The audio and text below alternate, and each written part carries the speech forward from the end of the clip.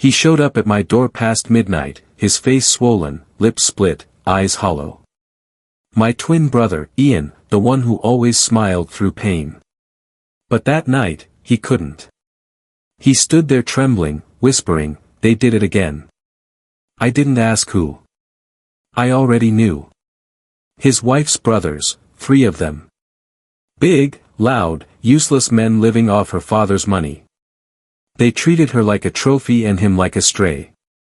Ian thought marrying into wealth would give him stability. It gave him bruises instead. I let him in, sat him down, and watched his hands shake as he tried to hide the fresh marks on his wrists. I poured water. He couldn't even hold the glass steady. That was the night I decided to switch. We've been identical since birth. Same face, same voice, same height. But I was always the colder one. He had empathy. I had strategy.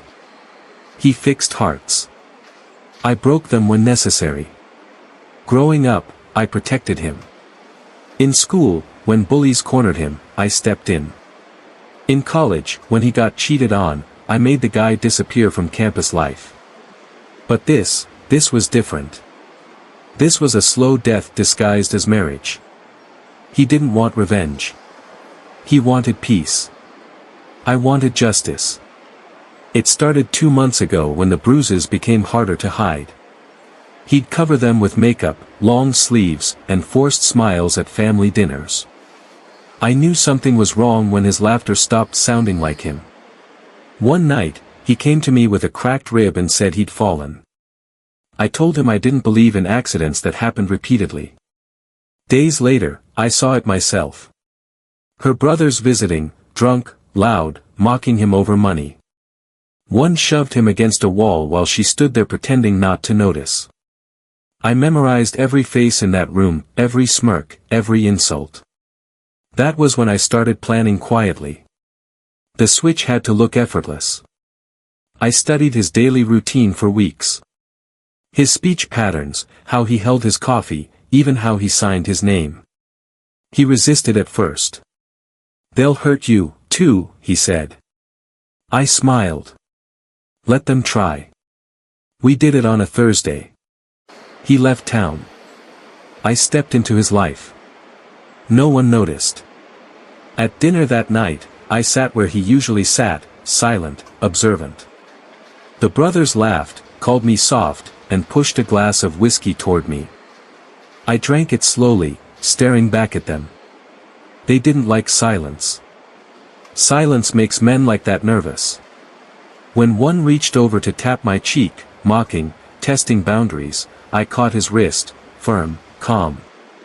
"Do that again," I said softly, "and I'll break your hand." The laughter died. I played the long game. Weeks of pretending, smiling at his wife, nodding at her parents, gathering details. I learned everything. Their debts, their business scams, the illegal land transfers under their father's company. I documented it all. Emails, recordings, account numbers. Then I pulled the first thread. A few anonymous tips to the authorities. A missing file here, a forged signature there. Their empire began to crack quietly. By the time they noticed, the audit had already started. Their accounts froze. Their father's company was under investigation. But that wasn't enough. The second phase was personal. One night, they showed up drunk again, demanding money from Ian. I poured their drinks, waited for the right moment, and told them exactly what I thought of them. "You beat a man because you're scared of being men yourselves." The oldest lunged at me. I let him. His punch landed. I didn't move. Then I hit back once. Just once. And he dropped. The others froze.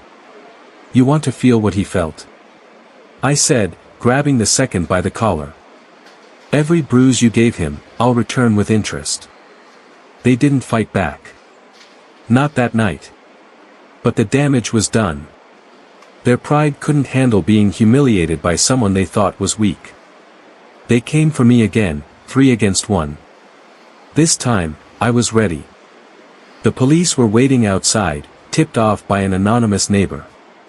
The assault was caught on camera. When they dragged them out in handcuffs, I stood at the window, calm, silent, satisfied. Ian returned 2 weeks later, when everything had collapsed. The brothers were charged, their family business in ruins, and his wife had filed for divorce out of fear. He looked at me like he didn't recognize me anymore. "What did you do?" he asked. I smiled faintly. "I just showed them what happens when you hit the wrong twin." He wanted to hate me for it. I could see it in his eyes. But behind that, there was something else. Relief.